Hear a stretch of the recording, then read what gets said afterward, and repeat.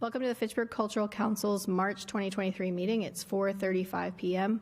when we're calling the meeting to order today. This is a public meeting, so everything that's mentioned here is going to be recorded and kept for the future for people to watch and listen to. So we'd like to make sure that the public knows that. And also the public is always welcome to attend. This is a public meeting with the Fitchburg Cultural Council. We're part of the Massachusetts Cultural Council, and we're the local body that's put in place by the mayor, and this is a volunteer board.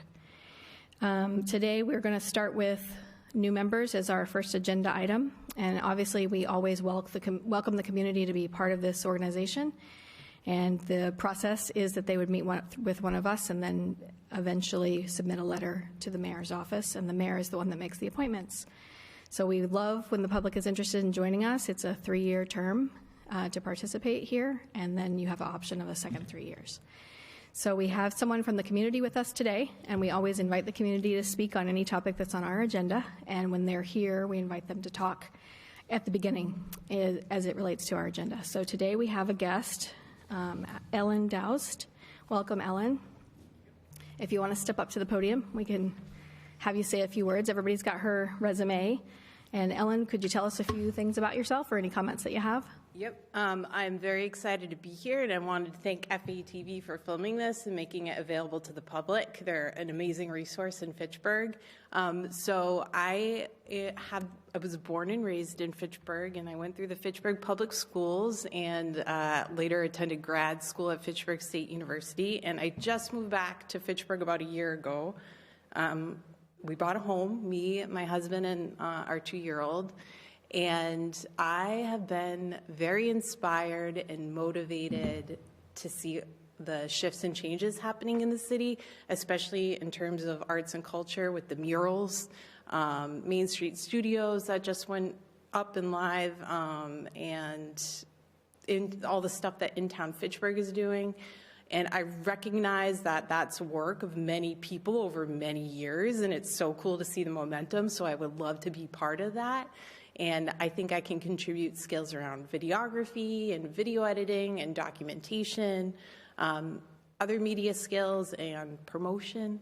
So I'm excited to be here, and thank you for considering me to be on the council. Would anybody like to ask Ellen any questions before she steps away? Audrey? I would just like to clarify that Ellen and I have sat down and chat, so she has been given the 401 on being a member of the council. Ellen, I know that we already chatted about this, but to confirm, do you understand that we meet every third Tuesday of the month, 4:30 to 5:30 p.m. at the Legislative Building? Are you available for that? Indeed, I do understand that. I've marked it up in my calendar.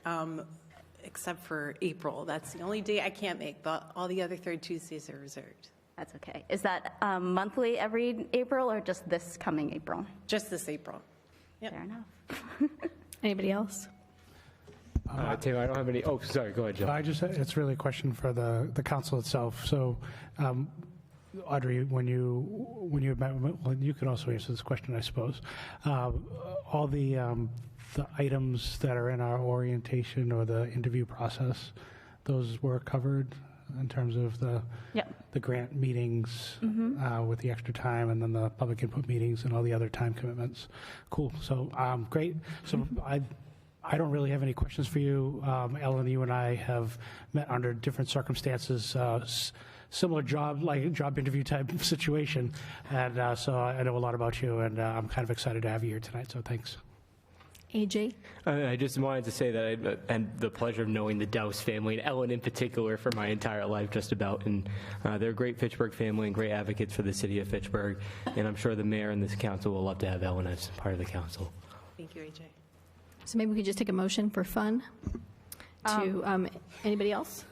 I will make a motion to recommend Ellen to the mayor to be appointed as a voting member of the Fitchburg Cultural Council for a 3-year term. Second that. So we have a first motion from Audrey to endorse Ellen Doust to be a member of the Cultural Council, and we have a second from Shara. Anybody speaking to the motion? All in favor? Aye.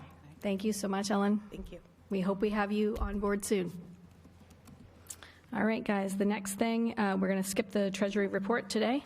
We're going to move on to a grant report. Eileen wasn't able to be with us today, so Audrey has a few notes on grants.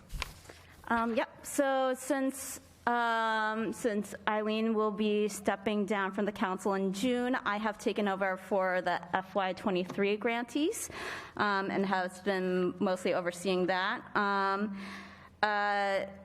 Application, all of them begin with FCC-LCC- and then some numbers, but application 40745, Jekyll and Hyde by Stageworks, Inc., and application 31991, An Act of God by City on a Hill Arts. Those have submitted all of their paperwork, including their grant, their final report.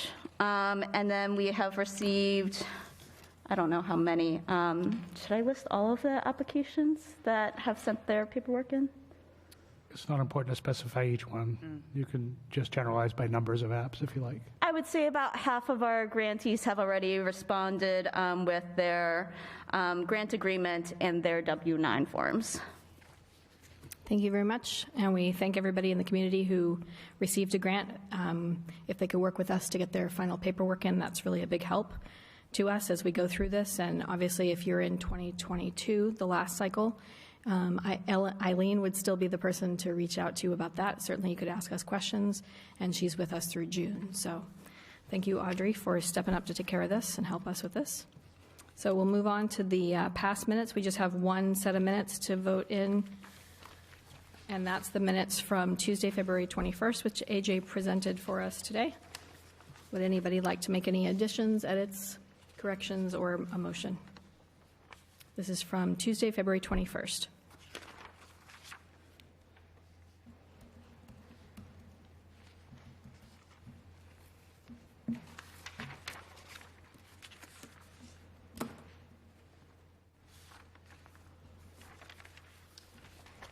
I'll move to approve the minutes from February 21st. Thank you, Liz. Anybody want to second the motion? I'll second it. Thank you, Shara. Anybody speaking to the motion? All in favor? Aye. Thank you. Those minutes are approved. Thank you, AJ, for taking care of those. Then next thing is the questionnaire. So the idea here was to get the questionnaire out a little sooner than normal, and this is to inform our decisions for the grant cycle, our council priorities for the fall. So we wanted to get it to the community earlier than usual and have it completely ready for our June event when we ask the community for their input. So this is a list of questions, multiple questions. I hope everybody had a chance to read it. If you think it's appropriate, we can go through them one by one. However, it's similar to last year's with some adjustments. Can I make a Motion? Not a motion, but clarification. Sure. The formatting didn't quite come out how I wanted it to, because I don't know, for some reason something changes when it goes from my computer to a different computer. So I will work on that to make sure that the survey questions are all on one page, double-sided. And those bullet points on question 4 should be check boxes, so I will change that as well. And then the last 2 pages should be one page double-sided and just check boxes of just a list of all of the programs that we funded for FY23, so that we don't need to receive those answers back. That is for whoever's filling out the survey. They can keep that and note it in their calendar or look into all the things that we're doing. Another thing I want to say is I received some feedback that sometimes, like when a question has too many, when a question offers multiple choice rather than a open response, it can be kind of guiding the answer.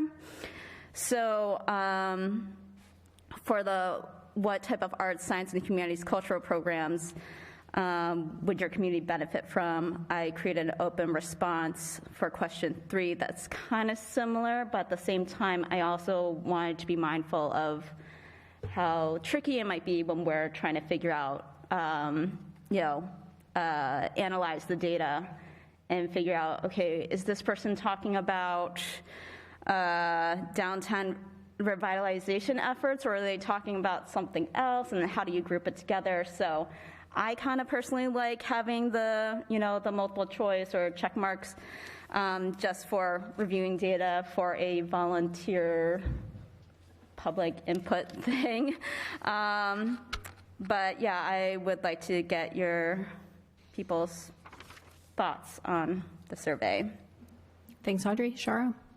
Do we have to actually make a motion before we can talk about this, or can we just discuss it have now? to. Okay, so Best if we did. I would really encourage us to, ask in that question, rather than guiding, rather than having multiple choice in question 3, to be able to ask them to elaborate on what it is that they think is important, what they want to see, so that we can see what they're thinking. Because I do think having choices is helpful, and it gives people somewhere to go.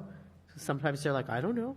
Right. But being able to just say what's on their mind, it will give us a much clearer idea of what people are thinking, especially if we ask them to elaborate, so that maybe we will have more understanding of what it is. Do you have a suggestion what the wording for that question should be instead? I think the wording is fine, but, I would just say, please elaborate. Just so the public knows what we're doing, it's number 3. It's what kinds of arts, science, and humanities, cultural programs, parentheses, events, projects, trainings, et cetera, would be important to have and are missing from our community. So this used to be multiple choice? So that's a new question. Number 4 is the original. And so, but at the same time, I didn't want to make people do, answer the same question twice. I don't know. I need help. So with question 3, I feel like you're really asking 2 different kinds of questions here. Yeah. What's important and what's missing. So I feel like there could be confusion in the answers there, how we interpret those answers if people are asking, or maybe write down what's important instead of what's missing, or only write down what's missing and not what's important to them. Good point. So either breaking that into 2 questions, maybe that's the solution, is just breaking that into 2 questions. Or should we just choose which one to have the question ask? Joe? I think selecting or just having the question ask what's important is good, because that would include anything that's missing. It wouldn't actually have to state that. And then the question 4 kind of fills in the blank of other things that folks might find that are less important or equally as important. So then we would say what kind of arts, science, humanities, events, projects, and training, et cetera, would be important to have in our community. Yeah. And then that way it's not suggesting anything like the multiple choice does in the next question. So it gives them the chance to think based on what's coming out of their own mind before we present them with what we've pulled out of our minds. Right, I agree with that. I think that's really valid. Does it feel too redundant for the question 4? Which is, what types of arts, science, and humanities cultural programs would you, your family, and or community benefit from? Because we can change the wording, too, for any of these.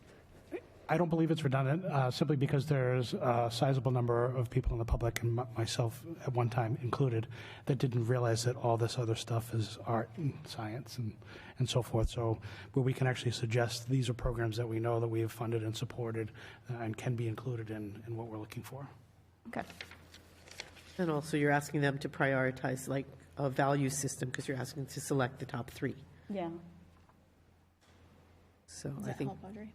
Yes. And do you guys think that when we end up doing priorities, that we'll select the top 2 from question number 4 and the top 1 for number 3?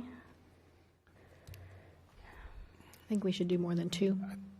Well, I mean, then it's a Probably total of discussion in front 3. of the meeting. right. I think that's after we have the survey, we can determine, also based on what answers we get. Say what that means. Yeah, we don't, it's kind of hard to judge when we don't have choices in front of us. Yeah, that's fair. All right, anybody, Joe? I have more to say. I just yeah. wanted to say, thank you, Audrey, for putting this together. For question number 1, is it possible, this is an online form too, so is it possible to have the name be optional? Name and what? Make the name optional? Because there are folks who are course. not comfortable giving their name, so it'd be great if that could be included. Yeah, name is really just so that we can, when we're putting in the data for the paper one, that we're Yeah. not accidentally putting in the same survey response twice. Oh, understood. But yeah, we can absolutely make that optional. We could insert placeholder names, like public number 1, public number 2, or something like that in place. Thank you for alphabetizing the choices on number 4. I think that's fair and appropriate. And I think, yeah, that was it. Yeah, I'm good. Thank you. Liz? So question number 2, do we not want to get surveys from people who might be visiting but don't either live or work? Because we're excluding anybody that doesn't live or work in Fitchburg. So, yeah. Visiting Fitchburg? So last year, I thought it was like really, I mean, I still think it's important to hear what people in, especially like if they're like, well, I used to live in Fitchburg, but now I live in Leominster. Like we want to draw them back to Fitchburg. So that's why I think it's helpful. But the response that I was hearing from other local cultural councils, from Mass Cultural Council, is that the survey is intended to be filled out by residents and maybe even only residents. I'm not sure if workers are supposed to, but I mean, they're obviously, directly involved in the community if they work here. Okay. It's pretty localized. Like even for us on the council, we should be pretty involved on some level with this town, even if we don't live here. Right. You have to have some connection. I think the money is for us, for this city, so. Right. I like the idea of opening it up, but then it also allowed for putting more stuff on one page. Too broad. True. Anybody else? Any other comments? Do we want to move on to the back questions? On question 5, I don't know, I feel like you have, I have a lot of things on there. well, I'm just looking at what the people of color in general, but then you have black people and Haitian, like, I don't know, the way you separated it feels like it Feels may be weird. missing some things. So the way I was thinking was, so the most popular non-English spoken languages in Fitchburg, at least according to the public schools, is Haitian Creole, Spanish, of course, Portuguese, and Hmong. So that's why I wanted to highlight those. In the past, we just had people of color. But maybe people are like, well, there's a large Spanish community, there's a large Latino community, like we should have specific programming for Latinos. But I also understand if that's a weird thing to do. And the same thing with, it used to be just families and children, but I'm like, well, okay, but what does that mean? Programs that are the demographic is for toddlers versus teenagers is incredibly different. I appreciate because you have ethnicity at the bottom with a line so people Yeah, can so anyone can add put something whatever. in there. The only thing that I think that's missing is veterans. Good call. That is fair. But yeah, I think you've got a good wide spread there. And Does it seem, themselves somewhere in there. yeah, does it seem overwhelming? It's like too many options. I mean, if I was a person who spoke English as a second language, I think it would entirely be overwhelming. We get it Can we translated. do it in Spanish too? We can totally do that. So yeah, otherwise it's not that overwhelming. Once you Being that start- it's one page is good. Go ahead. Once you start looking at it and actually see you've kind of broken it down into like 3 kind of columns of different types of demographics, right? Age, race and ethnicity, and then other sort of identifying populations. It makes sense to me. Yeah, I agree. Okay. And they're all different language groups, so it's good. Anybody else? Anything else? We have 6, 7, and 8, and 9. By the way, do we have any extras so that Ellen can see what we're talking about? I don't see any extras over here. I can give mine. You can take mine. Good? You're listening?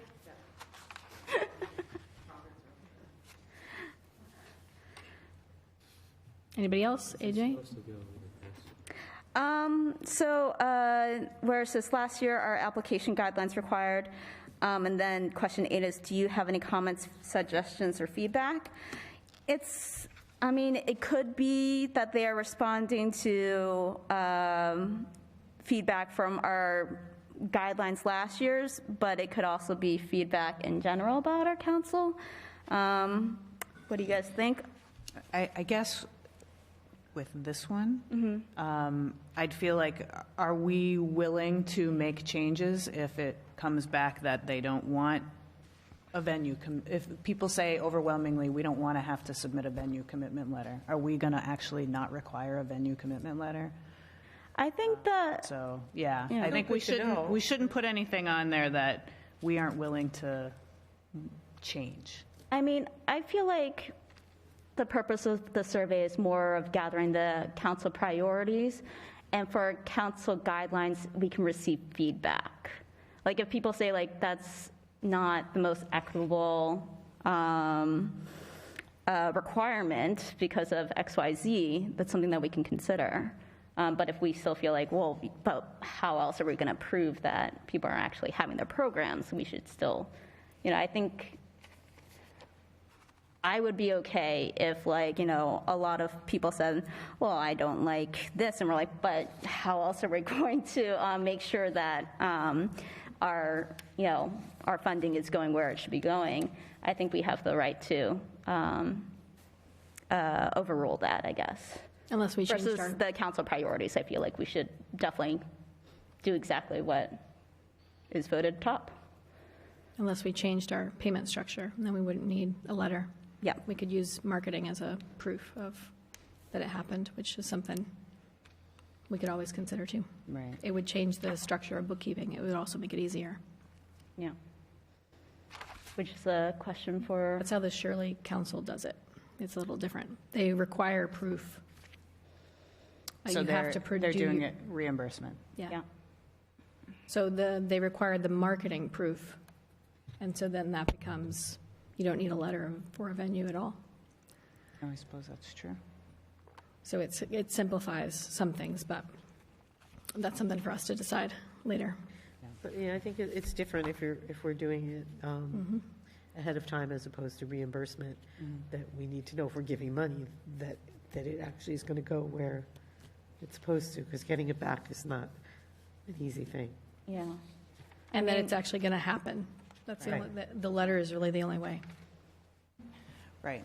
The risk of doing it reimbursement, which I know that was the way that it was done, right? The risk of doing reimbursement is somebody doesn't perform, and then we've committed money that just doesn't go anywhere, and we have to reappropriate it, so to speak, into the next. Giving the payment at the end is the best way that we could keep them actually accountable, because they have to prove to us, and we can send them things like, hey, well, you still need to send us more things, and they will do that because they haven't received their payment. But it's the inequity of what if they can't submit, they can't put in that money in advance. Right, a lot of artists don't have the resources to actually put that money up front and then get it afterwards, and that's always been like the catch-22 for a lot of people. Do we want to include a question about direct grant versus, do we want to ask the public if they think? No, Okay. it makes a lot, it's more for us. That's more office admin, back office. Obviously, anybody in the community would rather have it at the upfront. Yeah, or well, At the it relates to both us and also anyone that might be applying. Because if they're just like, that's just not feasible for me, I I can't like apply then if I'm not getting the money in advance. Joe? So I just want to point out that we had this debate last cycle and all agreed that paying the money up front was the appropriate approach. I think we can have the debate again, but we should put it on the agenda. That's fair. All right, so let's take a motion on the survey. I think we're at a good place. Are there any other thoughts? I'll make a motion that we accept the survey with the few edits that we've mentioned, to question number 1 being optional, question number 3 and question number 4 being edited, adding veterans to question number 5, and getting it all on a one-page front and back so that the people filling it out can keep the information about the 23 grant cycle events. Which will also change to check marks. So we have an option from Shara to accept the public input survey as written with edits to number 1, number 3, number 4, and number 5, and simplifying it to one page. Anybody want to second the motion? Second. So we have a first motion from Shara and a second motion from AJ. Anybody else speaking to the motion? Joe? Could someone please provide the specifics of the changes being made to questions 3 and 4? Questions 3, change it to would be important to have in our community. Question 4, change to check marks or check boxes. And question 1, name optional. Question 5, veterans, add that on there. I think those were all the changes. Right, and question number 10 would be back on the And- back of, yes. yeah, on the same page. Thank you. I just wanted that on the record. Sure. Do we have suggestions for maybe 2 more things to add to demographics? Because adding veterans is gonna, Oh, to make it even? or maybe I get rid of other, but I don't want to get rid of other because people should be able to fill it in. Or maybe I remove one of the ones that are already listed. Audrey, I think you could take the Hmong and Lao people and change that to Hmong/Lao. Well, they are different That would free people. up a line. Yeah, It's it's, still one They're check. different people. yeah, But there's And also- one checkbox on the survey. true. Oh, there's no checkbox next. Oh, I they think need it was like a checkbox. wording wise that but if I change that, then that becomes one line, and then the middle box is shorter, and then the middle column was shorter. Could add students. We don't have college students. That's missing. They're under 18 to 24-year-olds. But that doesn't say students, but Which, I mean, they may or may not be in college, but also I think when you promote when the demographic is college students, it's either the age range or it's actually promoted at that college. Just a point of order. It seems like we're going away from what was being motioned. Oh, sorry. We may want to request that the motion be retracted, or we proceed to a vote and let it die. I think we vote. I think that can be fixed on the sheet. I don't think we need to add any more to number 5. So we already have a motion on the table from Shara to accept, and from second from AJ. Anybody else want to speak to the motion? Liz? Can we just agree that Audrey can make formatting changes? Yes. And that we don't need to have that in the motion? No, agreed. Agreed. Agreed. Agree. All in favor? Aye. Aye. Okay, great. So this will be ready for June. And for everybody in the public, if you need a printed copy, let us know. We're happy to get you a printed copy, and we'll have them at the public input meeting on June 1st. And when it is ready, you can get it at tinyurl.com/FCC survey 23. All right, the last thing for today is I need to adjust something here related to the Treasury. So as you guys remember, we voted that the Fitchburg Cultural Alliance would take over the Fitchburg Open Studios. We attempted to move the funds that were left from 2022 and give them to the Alliance. However, Liz talked to Calvin and Calvin said that that wasn't possible. So what I need to ask the council to do, Liz, if you want to speak on this really quick. Yeah, so we're just, because this is a municipal grant, we just can't give funding to another entity. But what we can do is sponsor the Fitchburg Open Studios. And so I would like to make a motion that we sponsor Fitchburg Open Studios for 2023 in the amount of $1,500, which is just roughly a little bit less than what we took in for last year. How much was it? $1,500? So Liz made a motion to, for the Fitchburg Cultural Council to sponsor the Fitchburg Open Studios 2023, which would mean that our $1,500 that's with us will be used for the Alliance's Open Studios. So would anybody like to second the motion? I'll second that. Thank you, Shara. Would anyone like to speak to the motion? Audrey? Just for clarification for myself and also for anyone listening, this is not Mass Cultural Council money. This is money from previous years' application money. This is Fitchburg Open Studio application funds from 2022, It's our locally raised funds Locally from raised funds. previous open studios. from last year's Open Studio, yeah. Yep. Anybody else? All in favor? Aye. Thank you very much. So that means that the Cultural Alliance will request per invoice Yes. from those funds. All right, that is it for today. I will take an adjournment to close the meeting today. It is 5:08. Motion to adjourn? Second? that. Oh, Motion from Liz to adjourn at 5:08. Audrey seconded. Was it Audrey? And a Sure. second from Audrey. All in favor? Aye. Aye. Thank you. Woo-hoo.